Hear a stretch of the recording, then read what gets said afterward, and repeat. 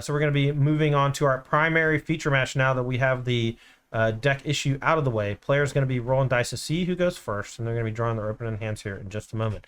So if you're a fan of D'Artagnan or those elementals, apologies for cutting away, but we got some real business to go here.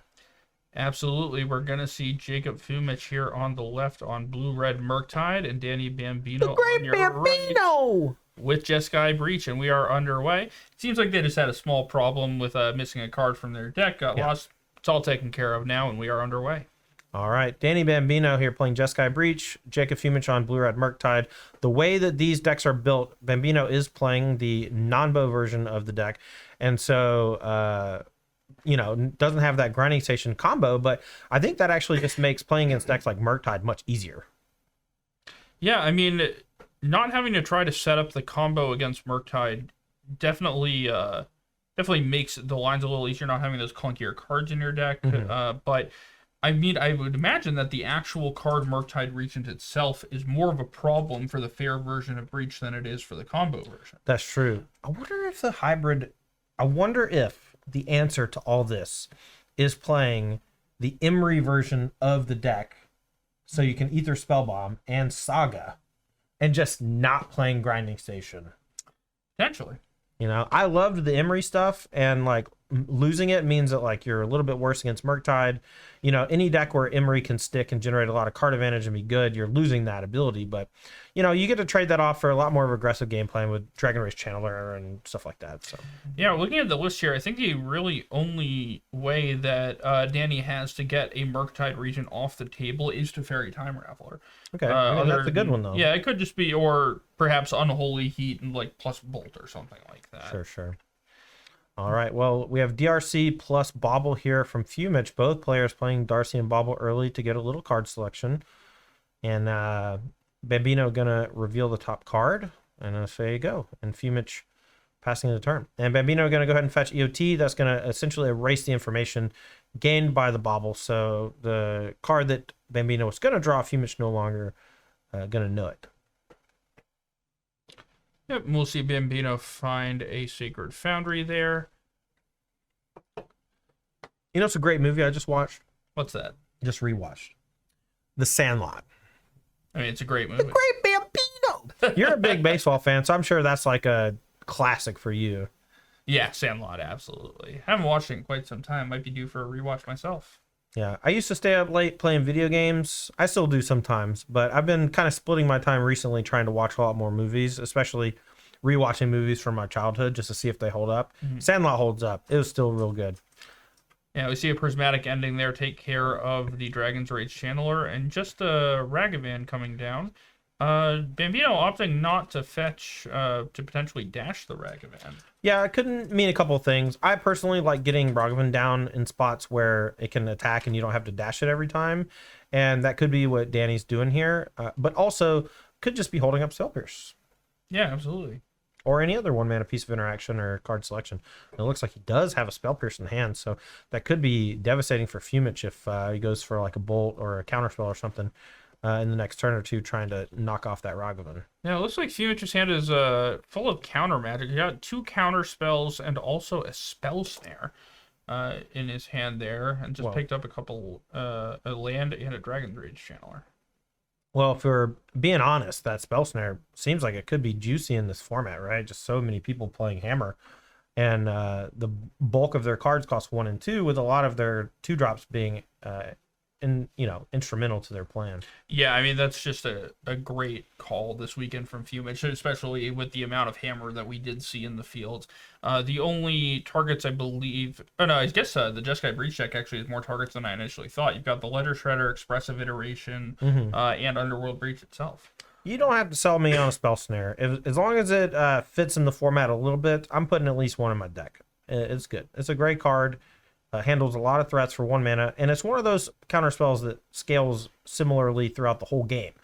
Cards like Spell Pierce and Mana Leak, they get really bad when your opponent hits 5 or 6 land drops. Spell Snare is never bad. It just only has a few targets, but those targets are usually very important. Yeah, when Spell Snare is good, it's great. All right, well, here's a Ledger Shredder. If Fumich has a Spell Snare, and he does, it looks awesome here. Let's see if Bambino wants to go ahead and use Spell Pierce to protect. Now, the downside of that is the Ledger Shredder's not on the table yet, so that means that a Spell Pierce here will not trigger Connive.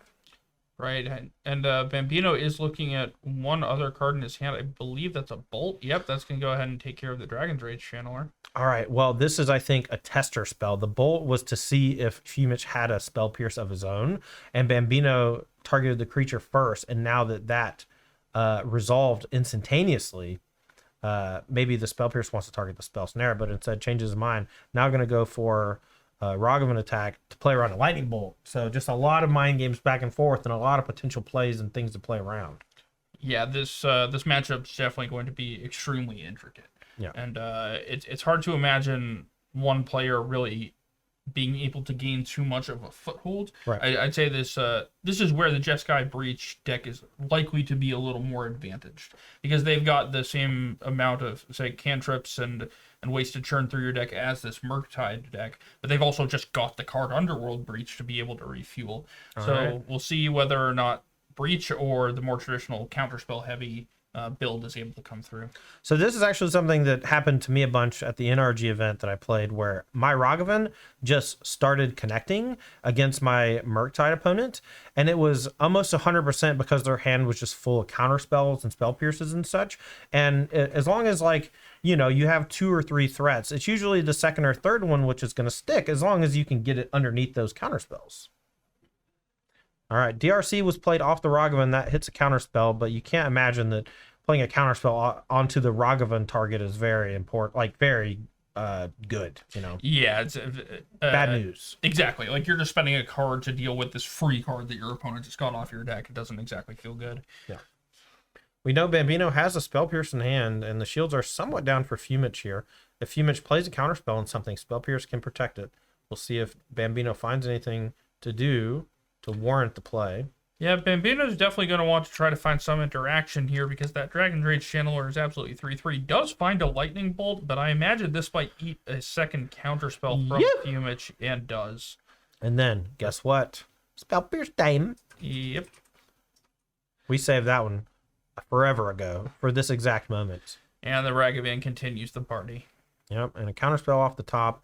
Not going to do anything since it's reactive. We're going to get another treasure, though. Good chance we buy Gigantha this turn, though. Use our mana efficiently.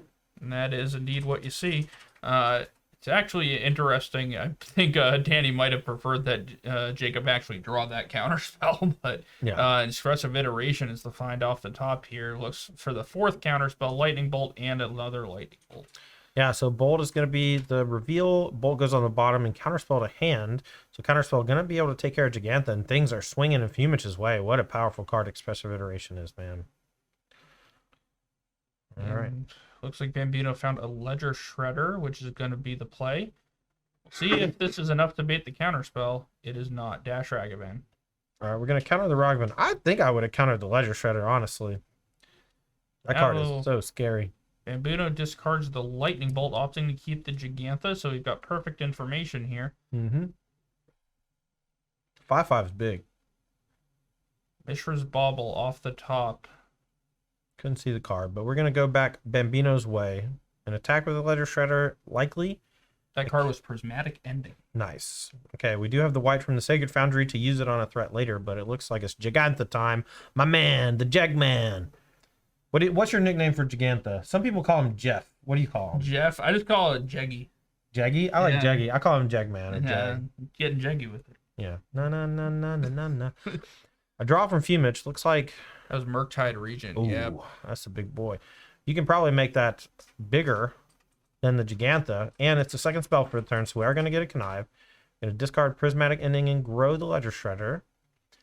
Fumich on 9 life, but this Murktide looks like it could be a pretty big brick wall. Yeah, we'll see. I mean, Bambino's just looking for Teferi here now to close this game out. Yeah. Or just like threat for the next couple turns. Expressive Iteration. Underworld Breach is probably fine just because you get to play some Lightning Bolts or whatever. Yeah, it looks like Expressive Iteration. That's a heater. Let's see if we can find something cool. There's a Breach and Unholy Heat. Unholy Heat's not going to be able to deal with the Murktide Regent by itself. But Breach is the card that goes into exile. Interesting. Well, Jegman going to tap for mana here, I think. Oh, we're just going to concede. I think it was Bolt the Clock? I don't know. I don't think you had that much mana available. Well, maybe Fumage just said, you know what? You're going to draw 8 cards Oh. off of Mishra's Bauble. Now, Fumage was at 7, which means that any land there was lethal. You cast the Breach off of the mana from Gigantha and then had 2 more mountains. So I think that was basically just game, but Okay. yeah, Whatever. So, game 1 here goes to Bambino and the Nanbo Breach deck, as I have so lovingly dubbed it. And we're going to be moving to the sideboards. Check out what they got. Yeah, absolutely. Looking here at Jacob Fumich's sideboard, he's got 1 copy of Braid, 2 Blood Moons, 1 Brotherhood End, 2 Dress Down, 2 Engineered Explosives, 2 Flusterstorm, 1 Fury, 1 Mystical Dispute, 1 Subtlety, and 2 copies of Unlicensed Hearse. Yeah, there's a lot of potential options here. I think it just depends on what kind of plan you want to implement. You could go for Unlicensed Hearse, but it's only going to really slow down Underworld Breach. It's not really going to solve the issue because as the game goes along, the graveyard is going to get full again. And if, like, Teferi bounces the Hearse, or it gets countered, or it gets destroyed with some sort of wear tear or something like that. I don't know. I think Hearse is probably going to come in, but I don't love it because literally the deck is not vulnerable to graveyard removal except for Underworld Breach. Yeah, I think Hearse's most applicable use here is going to be controlling the Dragon's Rage Channeler. Right? Okay, sure. Making sure that your opponent's Dragon's Rage Channelers aren't getting out of control, so you can feel free to use your bolts a little more conservatively on bigger targets. I do like the Fury here. Sure. I think that a lot of the Fair Breaches game plan is centered around these somewhat smaller creatures. Agreed. So I think that could be a good inclusion. Yeah. Other than that, the Dispute might come in as well. Yeah, Mystical Dispute seems great. The majority of powerful cards in the Breach deck are blue base. It's mostly red 1-drops and then blue payoffs, right? And blue card draw effects. Yeah, I could even see Brotherhood's End coming in. I thought that some of the sweepers might be okay. EE doesn't seem that good, but Brotherhood's End being able to clear out like a Ledger Shredder and a 1-drop on turn 3 when you're on the play seems like it could be pretty sweet. Yeah, all right. Let's go ahead and take a look at Danny Bambino's sideboard. He's got 1 copy of Aether Gust, 2 Dress Down, 1 Engineered Explosives, 1 Prismatic Ending, 2 Wear Tear, 2 Flusterstorm, 2 Soul Guide Lantern, a Monastery Mentor, a Teferi Time Raveler, and a Fury. Yeah, so the Teferi Time Raveler I think is going to be a big deal for multiple reasons. It's a great way to bounce the Murktide Regent, but it's also a way to kind of invalidate a lot of those counter spells. We also are probably going to be bringing in Flusterstorm, I think, just because it helps you win fights over counterspell and some of those expressive iterations in the late game. Other than that, I don't see a whole lot in the sideboard that I would want to bring in. There's no real answers to Murktide Regent in the sideboard, and I think that that's the card that gives you the most grief. Yeah, I could also see Monastery Mentor coming in here. Sure, just as another threat, and kind of a win the game if you ever get in a turn with it where it's not interrupted. Right. Is then your opponent's pretty much just looking at the 1 copy of Brotherhood's End in their sideboard, or maybe the Fury to clean that up. Right. No, that's a great point. We saw that game. It was like the third creature was a Ragavan, right? And it went uncontested for 3 turns. And if that creature was Monastery Mentor, the game would have also been over, but just much more quickly. Right. Yeah. Just the idea of Monastery. Yeah. Maybe I've been looking at these Monastery Mentors in the sideboard of our Fair Breach players all day, and I just want to see a Monastery Mentor with an Underworld Breach going up, One thing I want to note is that without Saga in the deck, I think it's maybe better instead of Mentor to be playing Third Path Iconoclast. It is much cheaper, and the prow is obviously very strong on those Mentor tokens, but the difference between 2 mana and 3 mana is enormous. And while something like Young Pyromancer doesn't get triggered off of Mishra's Bauble, the TPIs do. That's true. I think a part of the reason why you might want something more like Monastery Mentor as opposed to TPI is I'm guessing that the Monastery Mentors tend to come in matches where your opponent has Wrenn and 6. And Mystical Dispute probably too. Yeah, but since the Mentors come in against Wrenn and 6, TPI is pretty weak against that card. That's fair. Good call. All right, we're going to play Ledger Shredder on 2 and a Bauble. This is after the Ragavan got hit with a Prismatic Ending. So we're going to immediately go up to 4 toughness on this Ledger Shredder. And it might be difficult for Danny to take care of. 4 toughness gets over Lightning Bolt range, and Unholy Heat is currently not online. Yeah, and that's also another use for Unlicensed Hearse out of the Murktide deck in this kind of matchup, is just keeping Unholy Heat at a reasonable level so it can't easily deal with things like Ledger Shredder. All right, Bambino here. Gonna play a bauble. Gonna crack that. Looking at top card, Fumage. No fetch, so no reason to target self. We're gonna say go and draw a card. Back Fumage's way. Let's see if we can trigger this Ledger Shredder again, or if we're just gonna play, snug and just like kind of sit on counter spells and stuff for the next few turns. Well, it looks like Fumage might be missing some land drops here, so he's gonna opt to get aggressive instead. Okay. DRC is the play post combat, not delirious, but still scary nonetheless. And we're gonna go for a bolt. Yep, and it looks like Fumage is just gonna let that happen rather than try to fight over it with the spell pierce that's in his hand. Yeah, could have also main phase a consider to not only get a surveil, but also to connive with the Ledger Shredder and get an extra counter on it. But really valuing that spell pierce here on Bambino's turn against something like expressive iteration, I guess. Yeah, or even something like Teferi might be a problem here as well. Right. Fumage's hand does look pretty good apart from missing that land drop. It looks like Shredder, Spell Pierce, Expressive Iteration, and Consider. What's the age-old saying? Every hand with no lands looks pretty good. Yeah. Had several of those at F&M last night. Yep. All right. Well, here comes the Expressive Iteration, and Fumage is ready with the Spell Pierce. Didn't save his DRC, instead opting to knock off that powerful card advantage spell. And Bambino has a third land. Doesn't want to play a spell, really, because that'll trigger Ledger Shredder.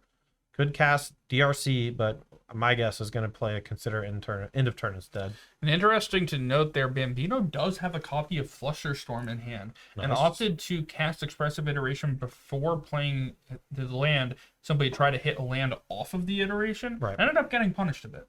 Well, see what happens with that is if you do Flusterstorm, the only hits you can have off of Expressive Iteration that end up giving you a 2-for-1 is Mishra's Bauble, if you have to fight back with the Flusterstorm. So it doesn't really matter either way. You just are trading resources in a more positive way if you give yourself the chance to hit the land drop.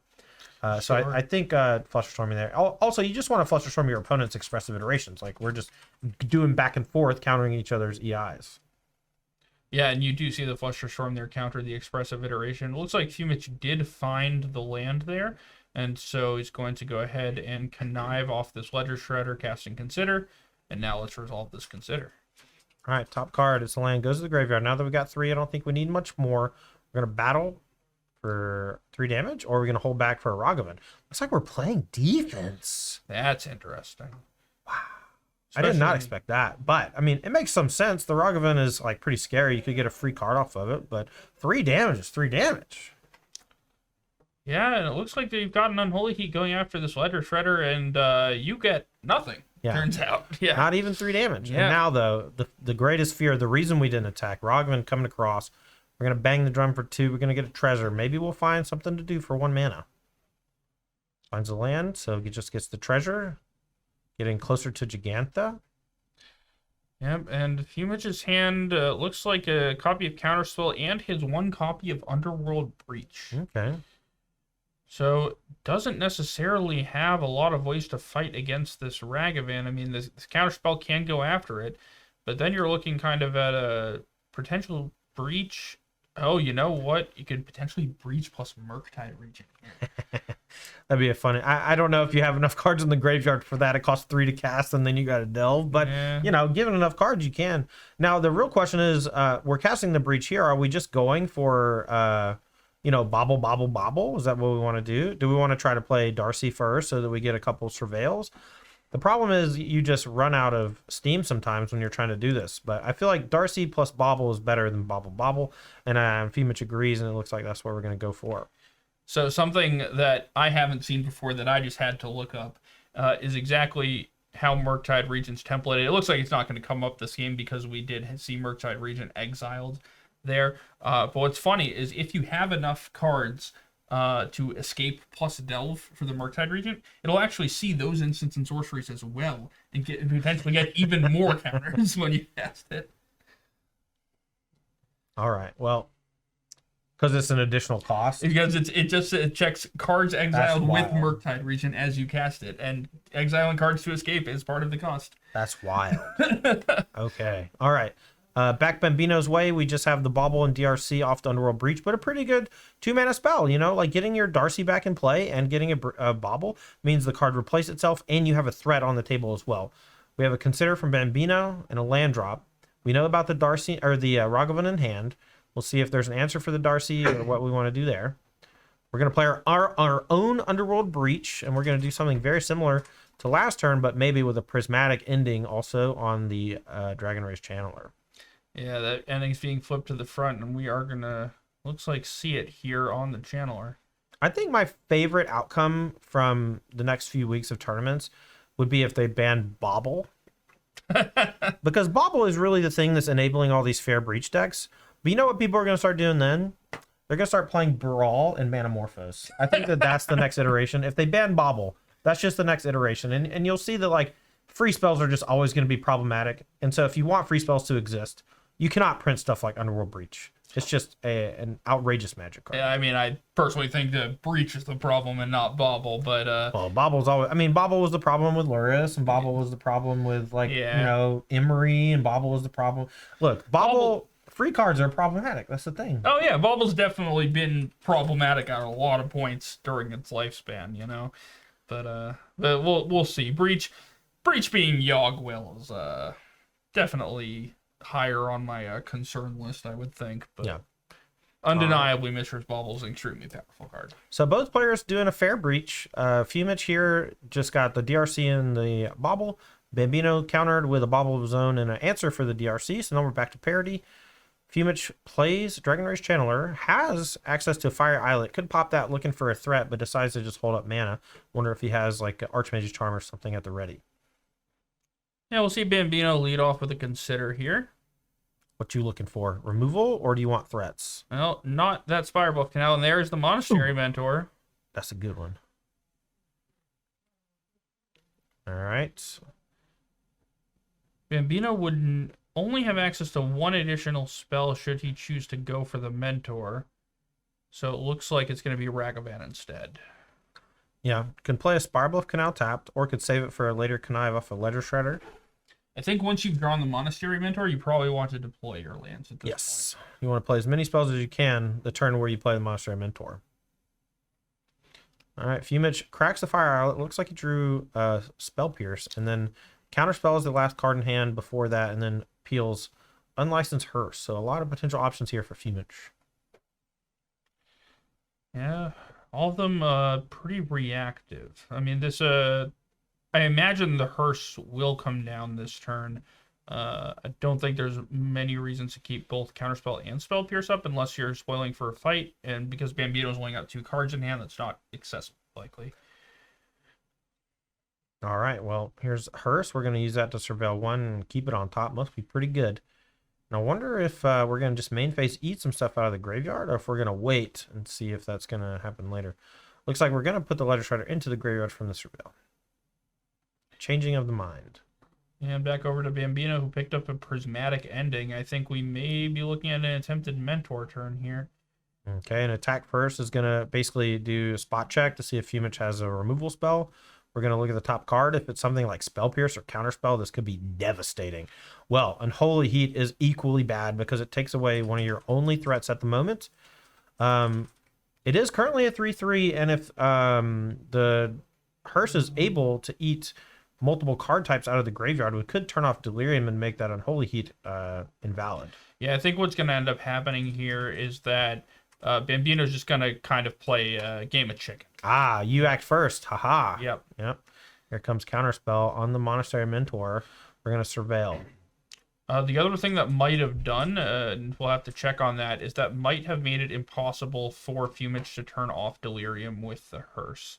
All right, so we can target Bauble, and Underworld Breach removes 2 card types. So if we have Instant Sorcerer, Creature, Land otherwise, which we might. Which I believe we do. That's all right. What's going on here. Yeah, and I think that maybe letting the Mentor resolve is nightmarish. But now if we have 6 card types in the graveyard, or if we just have like another thing to replace in response, this could be good enough. Yeah, this was a very damned if you do, damned if you don't situation for Fumich here. You obviously can't let the Mentor resolve, but it's going to end up losing your Dragon Race Channeler in the process. That's so brutal. And one of the reasons why Ragavan is just such a menace in this format, you know, like if you're playing against a deck that just has spells like your spells, it is Deathrite Shaman. It is incredible, right? Yeah. And even if you're not playing against a deck where you can cast the spells, it's still just an absurd card because it generates a bunch of extra mana. Even if you're not casting, you know, stuff like Colossus Hammer and whatnot. It's still just an incredible card. Yeah, we did see Bambino cash in both of his treasures to pick up Gigantha that turn. And I like it. Fumich has led off with a Consider into a Braid on the Ragavan. All right, we're going to go back Bambino's way, but I feel like Fumich is clawing to get back in this game. The hearse, not really that scary, and we're seeing it. We talked about it before they sleeved up for game 2. The sideboard plan of hearse just isn't that effective. It only really stops Underworld Breach, and it's way too late now, right? The breach has already been done. Yeah, exactly. Now we're getting jiggy with it. Yeah. No. Dead Spell Pierce in hand. 5 damage about to come chunking on in. There's a breach, but doesn't matter. Check out the graveyard real quick. Let's see what you want to do. You could eat 2 spells, but you could still maybe breach anyway. Just do it through it, as they say. Down to 2. Bolt's lethal. Yeah, I think we're likely to see a breach here. The hearse is going to have to eat both the Mentor and the Bolt. But it looks like Bambino's just going to go for Ledger Shredder instead. Well, you can do both, right?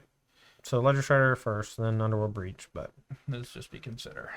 All right. Fumich thinking. Connive on the stack. Connive resolves. Pitch a breach. Okay, so not going to worry about doing the breach stuff. I think that's fine. Hearse does make it much weaker than it would normally be. Consider puts the land in the graveyard and draws a card.